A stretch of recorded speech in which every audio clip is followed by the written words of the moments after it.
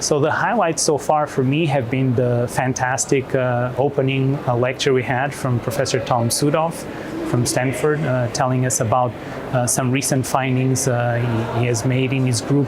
about the cell biology of Alzheimer's, and also his message that we need to understand the basic biology of Alzheimer's, and this applies to many other diseases, at a level that we still don't understand today. And only when we have this level of understanding we'll be able to treat them in a rational manner, because it may be that we are lucky and we hit a gold mine and we find strategies that work, but we need to understand the biology better, and that was the message of his talk, that they found a novel role for the Aβ peptides that normally we all think are just bad guys and are toxic, and he found maybe a physiological role for